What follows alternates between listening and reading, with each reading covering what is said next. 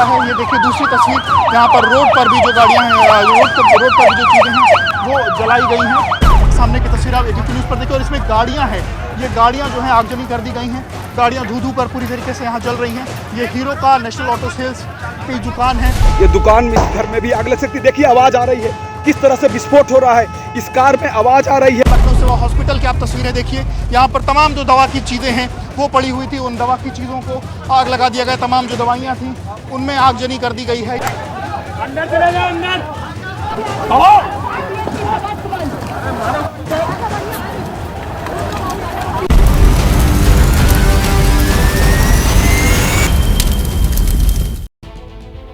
सभी के जहन में यही सवाल है कि बहराइच में आग किसने लगाई। उत्तर प्रदेश का बहराइच हिंसा की आग में जल उठा। तस्वीरें देखने के बाद देश के आम नागरिक के मन में सिर्फ एक सवाल है कि बहराइच को हिंसा के हवाले किसने किया। रविवार को दुर्गा विसर्जन करने के लिए भीड़ निकली थी।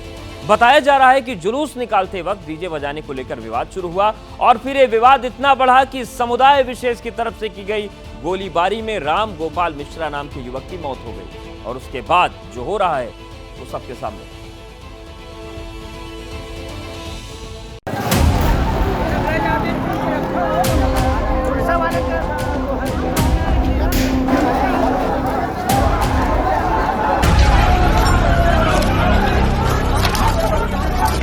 रविवार शाम को सूरज डूबने के बाद और अंधेरा होने के पहले यूपी का बहराइच हिंसा की लपटों में लाल दिखाई देने लगा था।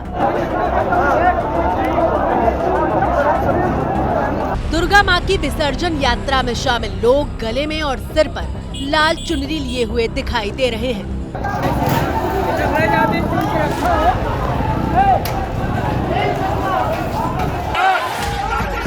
दुकानें और गाड़ियां आग के हवाले की जाती रही और आखिर में पुलिस ने जब लाठी चार्ज करके उपद्रवियों को खदेड़ा तो हिंसा काबू में आई।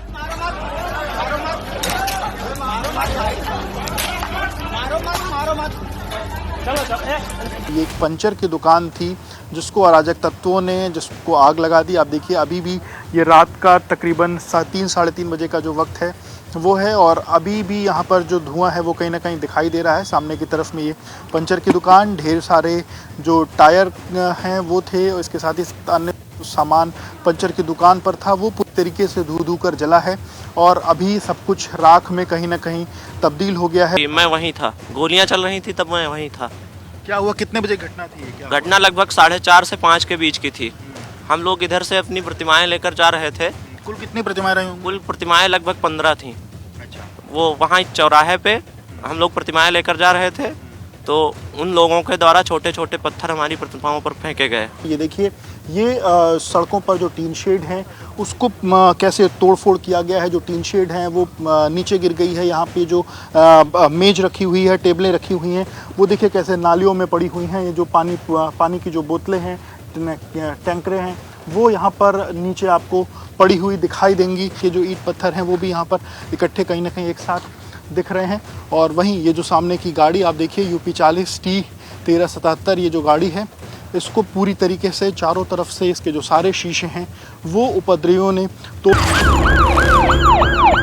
लेकिन ताज्जुब की बात यह है कि विसर्जन यात्रा के वक्त रविवार शाम को जिस बहराइच में हिंसा भड़की उसे अगली सुबह भी शोलों से नहीं बचाया जा सका है। ये देखिए दूसरी तस्वीर, यहाँ पर रोड पर भी जो गाड़ियाँ हैं, रोड पर भी जो चीज़ें हैं वो जलाई गई हैं। हिंसक भीड़ ने गाड़ी के शोरूम को आग के हवाले कर दिया। ये देखिए दुकान का बेसमेंट है उसमें ये आगजनी की गई है। ये नेशनल ऑटो सेल्स है। इसमें देखिए नीचे जो चीज़ें रखी हुई थी उसमें ये आगजनी कर दी गई है। सामने की तस्वीर आप एबीपी न्यूज़ पर देखिए और इसमें गाड़ियां हैं, ये गाड़ियां जो हैं आगजनी कर दी गई हैं। गाड़ियां धू कर पूरी तरीके से यहाँ जल रही हैं। ये हीरो का नेशनल ऑटो सेल्स की दुकान है। गाड़ियां जो जलाई गई हैं उसमें पेट्रोल भी पड़ा हुआ है। कई ऐसी गाड़ियाँ जो ये यूज़ वाली गाड़ियाँ। गुस्साई भीड़ ने लखनऊ सेवा हॉस्पिटल को भी नहीं छोड़ा। लखनऊ सेवा हॉस्पिटल की आप तस्वीरें देखिए, यहाँ पर तमाम जो दवा की चीज़ें हैं वो पड़ी हुई थी। उन दवा की चीज़ों को आग लगा दिया गया। तमाम जो दवाइयाँ थी उनमें आगजनी कर दी गई है। ये देखिए कैसे दवाइयों को फूंक दिया गया है। डॉक्टर हाजी एम रज़ा का जो जनरल फिजिशियन है, उनका ये हॉस्पिटल है। उनके हॉस्पिटल की जो अंदर की पूरी तस्वीर है वो हम आपको दिखाने की कोशिश करेंगे। अंदर भी हम चलने की कोशिश करेंगे और आपको दिखाएंगे कि कैसे जो है वो हुआ है। यहाँ पर देखिए जो कुर्सियाँ रखी हुई हैं वो भी पूरी तरीके से धू कर जल रही। इधर देखिए, और एक बार इधर की नीचे की तस्वीरें देखिए। ये अंदर जो हॉस्पिटल था वहाँ पर पूरा धुआं काफ़ी ज़्यादा यहाँ भर गया है। बहराइच में दोबारा हिंसा भड़कने की खबर ने लखनऊ से लेकर दिल्ली तक हड़कंप मचा दिया और हिंसा को काबू करने के लिए राजधानी लखनऊ से सीनियर अफसर को मौके पर भेजने के निर्देश सीएम ने दिए।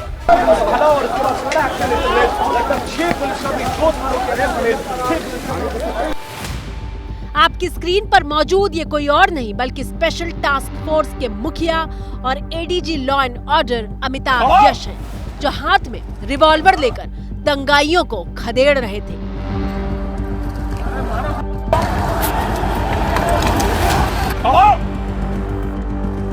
सामने मैं आपको दिखाऊं वो आपको जो वर्दी में ADG law and order Amitabh Yash जो है वो यहाँ पर दिखाई दे रहे हैं और वो इस मौके का मुआयना कर रहे हैं।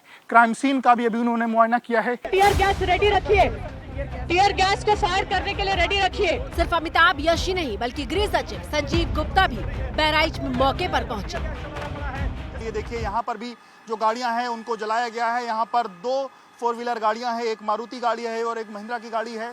उसको देखिए पूरी तरीके से यहाँ जला दिया गया है। इन दुकानों को सुबह जब हमने देखा था तो ये दुकानें बंद थी, पर उसके बाद जब भीड़ यहाँ पर मौके पर आई तो भीड़ ने इन दुकानों को, शटरों को कहीं ना कहीं खोला है और उसके बाद इनमें चीज़ें खराब की हैं। ये देखिए जिंदल वर्क्स की ये दुकान है जहाँ से भी इसको काफ़ी सामान यहाँ से निकाला गया है, तहस नहस किया गया है।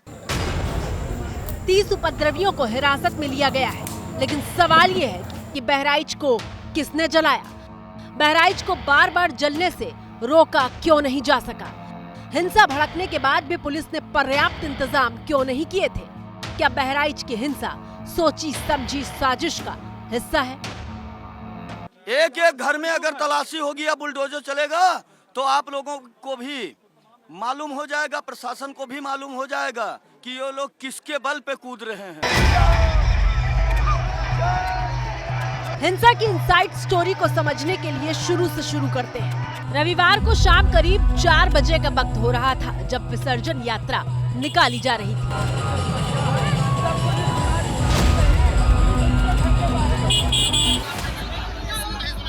बताया जा रहा है कि बवाल शोभा यात्रा के दौरान बजाए जा रहे डीजे को लेकर शुरू हुआ था।